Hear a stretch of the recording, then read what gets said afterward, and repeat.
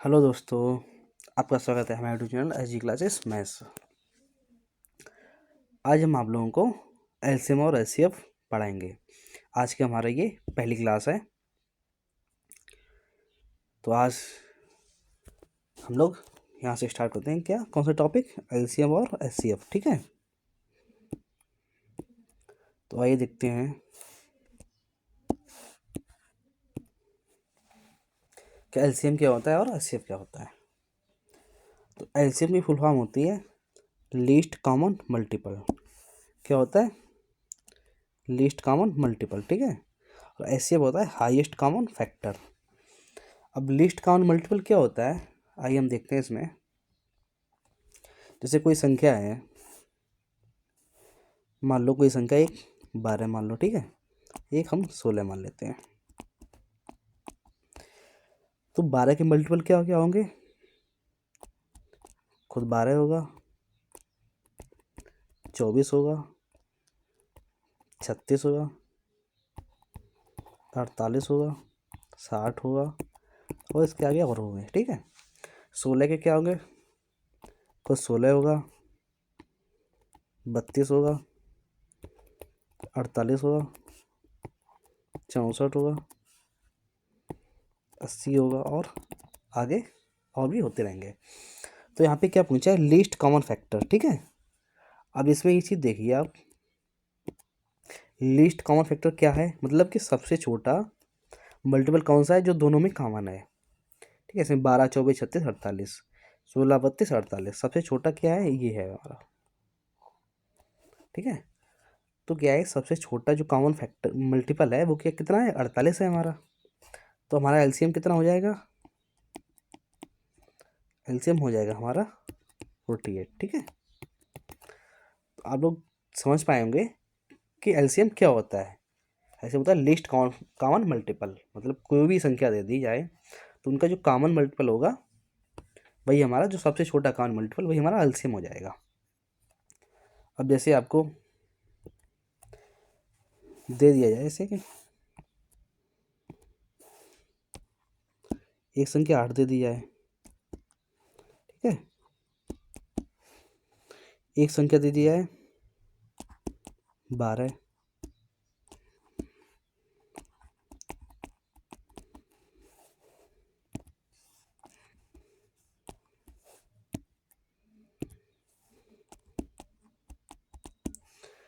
अब पूछे इनमें इसका कॉमन मल्टीपल क्या होगा, मतलब इसका एलसीएम क्या कितना होगा।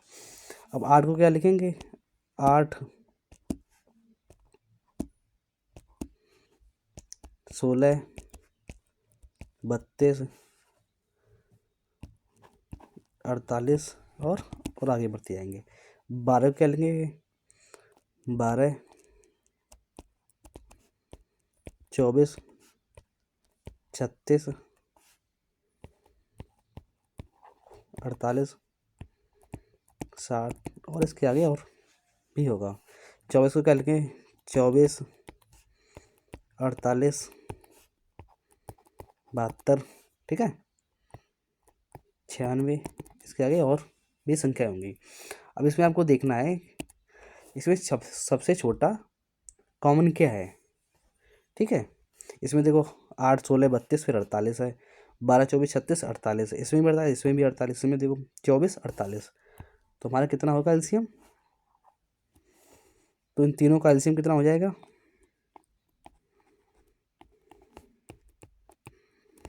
48 हो जाएगा। तो आप लोग चीज़ समझ गए होंगे कि एलसीएम कैसे निकालते हैं। कोई भी कितनी भी संख्याएं दे दी जाए तो इसमें सबसे छोटा कॉमन मल्टीपल देखेंगे तो ये हमारा एलसीएम हो जाएगा। ठीक है, अब होता है एक फैक्टर मेथड, मतलब गुणनखंड विधि। उसे कैसे निकालते हैं आइए देखते हैं।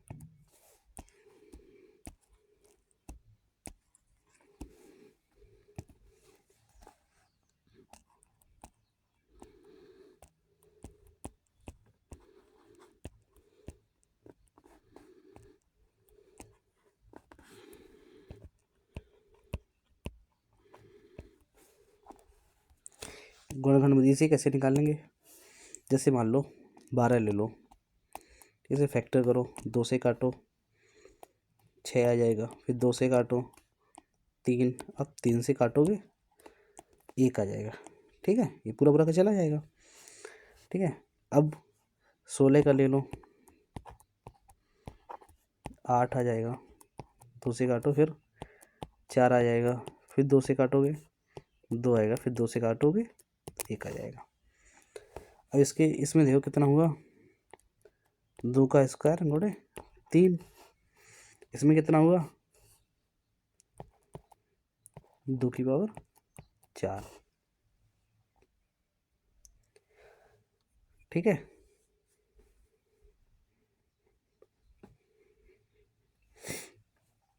अब यहाँ पे देखते हैं जिसकी पावर सबसे ज़्यादा होती है उसको हम लेते हैं। तो इसमें 2 की पावर, इसमें 2 है, इसमें 2 की पावर 4 है, तो इसमें सबसे ज़्यादा पावर किसकी है, 2 की पावर 4 की। तो यहाँ 2 की पावर 4 लिख लो, गुणे ये 3 लिख लो।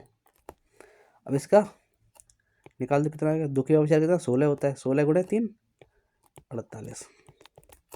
तो आ गया, तो हमारा एलसीएम कितना आया 48 आया। तो हमारा ये ऐसे हम निकाल सकते हैं गुणनखंड विधि से। ठीक है, तो ये तो हमारा बेसिक हो गया, तो हमको ऐसे नहीं निकालना है, इसमें तो बहुत टाइम लग जाएगा। तो हम आपको ये डायरेक्ट तरीका बताएं कैसे क्या निकालना है इसका। ठीक है, तो आइए देखते हैं।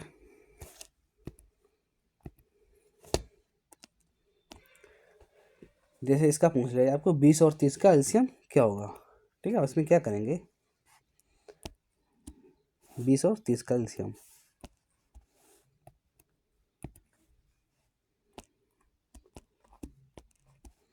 बीस और 30 का एलसीएम।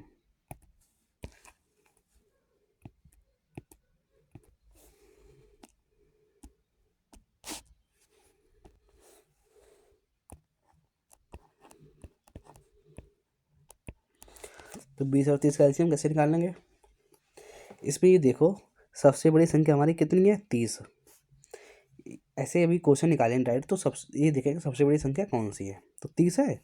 30 को हम कितना लिख लेंगे 10 गुणे 3।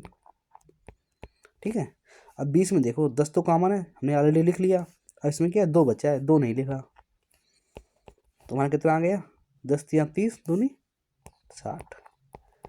हमारा एलसीएम कितना आ गया 60 आ गया। तो आप समझ गए होंगे कि हमने कैसे बताया। इसमें क्या करना है, सबसे पहले हम सबसे बड़ी संख्या लेंगे, 30 को 10 गुणे 30 3 लिख लिया। ठीक है, अब 20 को हम 20 में जीरो तो ऑलरेडी इसमें है ही, जो हमने किया है 10 दूनी 20, तो यहाँ 2 नहीं हमने लिया था, तो यहाँ पे 2 का भी मल्टीप्लाई कर देंगे, तो 10 गुणे 3 गुणे 2 60 आ जाएगा। आइए अगला क्वेश्चन देखते हैं, तो आपको अच्छे से क्लियर हो जाएगा।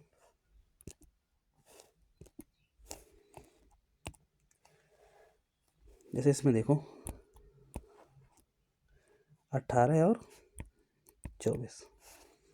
ठीक है, तो 18 और 24 में 24 सबसे बड़ी संख्या है, 24 को हम कितना लिखेंगे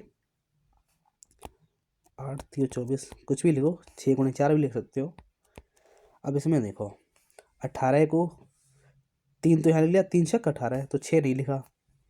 अब यहाँ पे ये देखते हैं, इसमें 4 को हम लिख लेंगे 4 गुणे 2। ठीक है, इसको ऐसे लिख लो,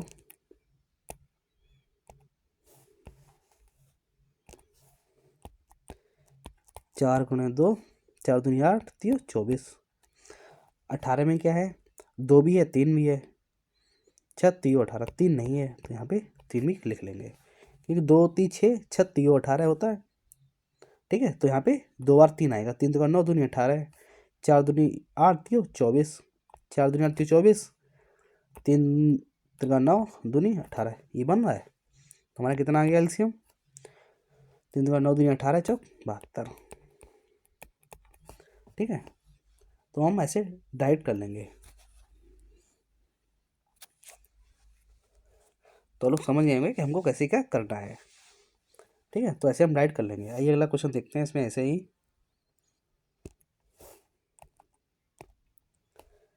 जैसे आपको दे दिया जाए 12 18 और 24 का एलसीएम कितना होगा। ठीक है, 12 18 और 24 का एलसीएम, तो 24 को कितना लिख लेंगे,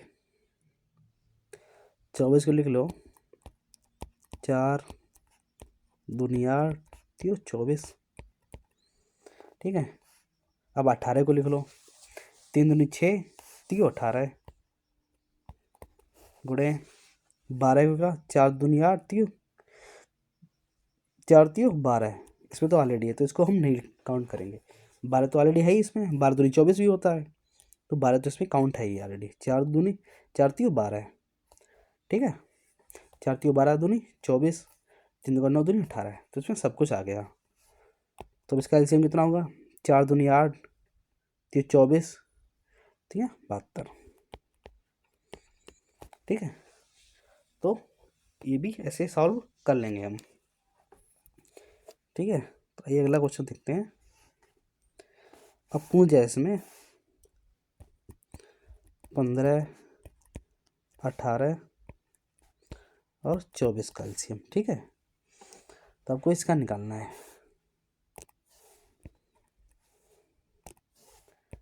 15 18 और 24 का एलसीएम कितना होगा। और इसमें देखो 24 को लिखे हुए 4 तीय 12 दूनी 24, 3 दूनी 6 तीय 18। अब 15 को लिखोगे 5 तीय 15, 3 तो है ही इसमें, 5 नहीं है, 5 का और मल्टीप्लाई कर लो, कितना हो गया 5 तीय 15 दूनी 30, 30 तिरका 9 9 चौक 36, 360। तो कितना हमारा आंसर हो गया 360। तो हमारा 360 एलसीएम निकल के आ गया। तो आप लोग ऐसे इजली कर सकते हो, ठीक है। या फिर आप ऐसे कर लो,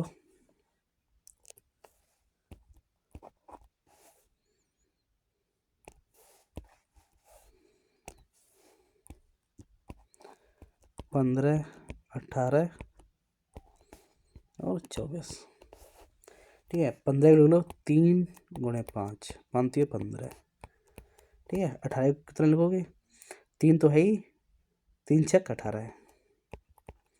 अब इसमें देखो 24 को कितना लिखोगे 6 गुणे 4, 6 तो है 4 नहीं है, तो इसमें 4 का और मल्टीप्लाई कर लो। तो 5 तीय 15 छक्का 90 9 चौक 36, 360 ऐसे हो गया।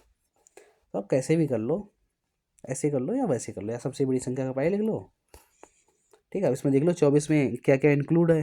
जैसे मान लो 24 को हम लेते हैं, ठीक है। 24 में क्या 3 भी है, तो 3 छक 18 और 2 भी है, 3 दूनी 6 तो है ही, 3 नहीं है, 3 का मल्टीप्लाई कर लो। 5 तीय 15, 5 नहीं है, 5 का और मल्टीप्लाई कर लो। तो आप ऐसे कर सकते हो, तो जैसा भी आपको सही लगे वैसा कर लो, ठीक है। तो आई होप आपको ये चीज़ क्लियर हो गई होगी कि हमको कैसे क्या निकालना है, ठीक है। या तो इनके फैक्टर बना के करोगे, फैक्टर बना के करोगे तो आपको बहुत ज़्यादा टाइम लग जाएगा इसमें। तो आप ऐसे ही डायरेक्ट करो, प्रैक्टिस करोगे तो आपको आसानी से आ जाएगा।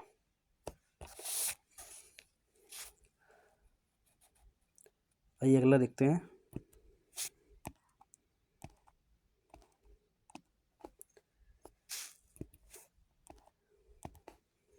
देखो इसमें क्या करना है, 12 16 और 36 का एलसीएम क्या होगा, ठीक है। तो आपको इसका एलसीएम बताना है 12 16 और 36 का।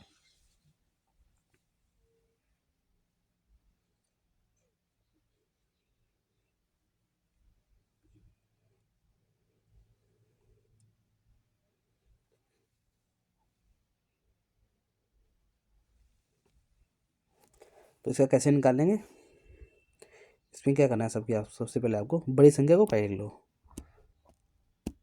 ठीक है।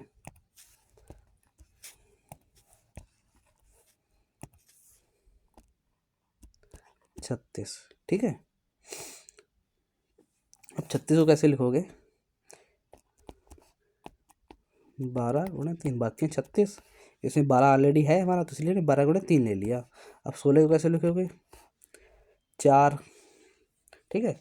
12 को 4 गुणे 3 लिख सकते हो, तो 16 को 4 गुणे 4 लिखोगे, तो इसमें 4 ऑलरेडी है, 12 में है तो इसमें 4 नहीं है, तो 4 का और मल्टीप्लाई कर देंगे। ठीक है, तो कितना हो गया, 4 3 12 गुणे 12 ये होता है 144। तो हमारा निकल के आ गया 144 एलसीएम। ठीक है, अब लोग या तो फिर ऐसे कर लो, 12 को क्या लिखोगे, 4 3 12, 16 को 4 चौकू 16, 4 है, 4 का और मल्टीप्लाई कर लो। 36 को कितना लिखोगे, 9 चौक 36, 4 3 12 है। ठीक है, 4 3 12 3 36, तो 3 नहीं है, 3 का और मल्टीप्लाई करो, 4 3 12 3 36, कितना आ गया 144। तो आप ऐसे कर लो, या तो आप डाइट कर लो या फिर ऐसे कर लो, तो आप लोगों को जैसा भी सही लगे आप वैसा कर सकते हो।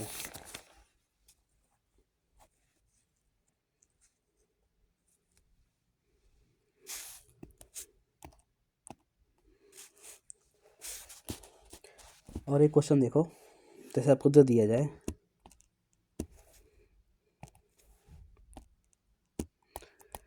14 42 और 77 का एलसीएम बताओ, तो आप कैसे क्या निकालोगे। ये हो गया, तो आप सबसे पहले 77 को लिख लो, 11 गुणे 7 गुणे 42 को कितना लिखोगे, 7 छक्का 42, 7 है 6 नहीं है, 7 छक्का 42। ठीक है, और 14 को कितना लिखोगे, 7 7 तो भाई 2 नहीं है, तो उसमें 6 में 2 इंक्लूड है, 2 गुणे 3, तो इसमें 6 में 2 इंक्लूड है, क्योंकि 2 गुणे 3 लिखोगे 6 को, तो 7 दूनी 14 हो जाएगा, तो ये हो गया डायरेक्ट। तो कितना हो जाएगा, 7 छक्का 42 गुणे 77, तो अब इसका मल्टीप्लाई करोगे तो आ जाएगा आपका 462। ठीक है, तो आंसर 462 निकल के आया।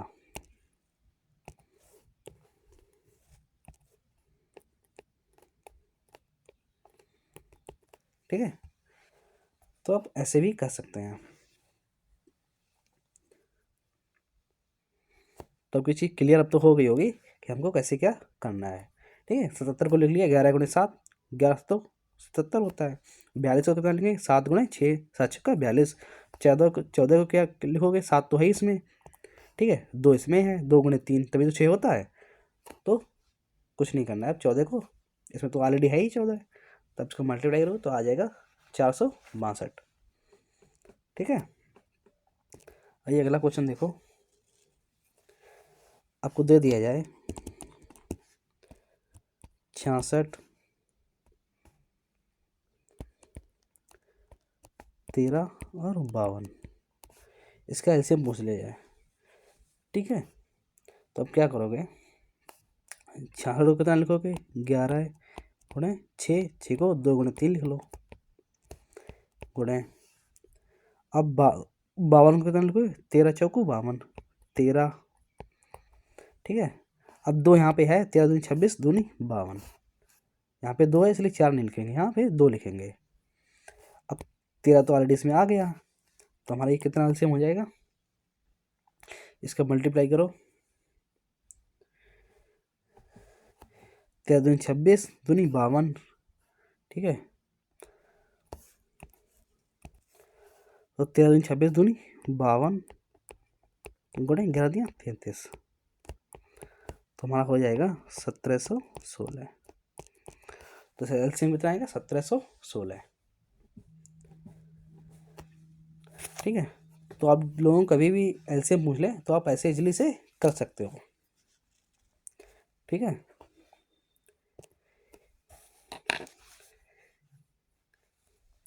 अब ये क्वेश्चन देखो, 2/3,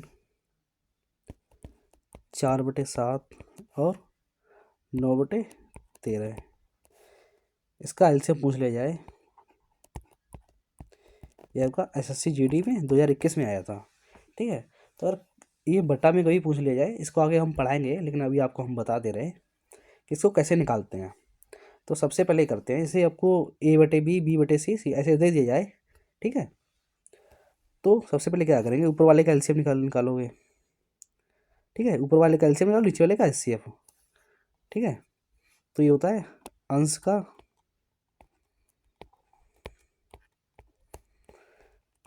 एलसीएम बटे हर का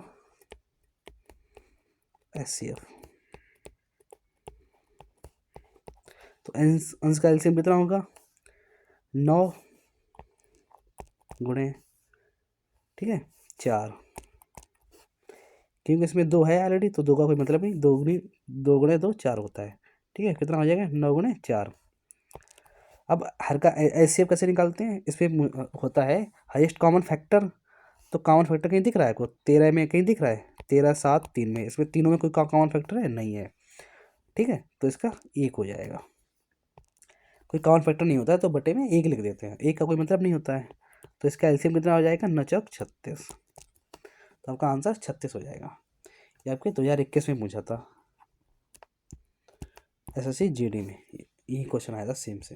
ठीक है, तो इसको हम आगे पढ़ाएंगे कैसे क्या इसको निकालते हैं, जब ऐसे पढ़ा देंगे इसके बाद आपको ऐसे क्वेश्चन सॉल्व करवाएंगे। तो आज की क्लास यहीं पर समाप्त करते हैं। आई होप कि आपको एलसीएम अच्छे से समझ में आया होगा। तो फिर कल यहीं से कंटिन्यू करेंगे। तो आज के लिए इतना ही रखते हैं। तो प्लीज़ आप लोग हमारे चैनल को लाइक शेयर सब्सक्राइब जरूर कर दें, अपने दोस्तों को भी शेयर कर दें। तो चलिए आज के लिए यहीं पे समाप्त करते हैं। धन्यवाद।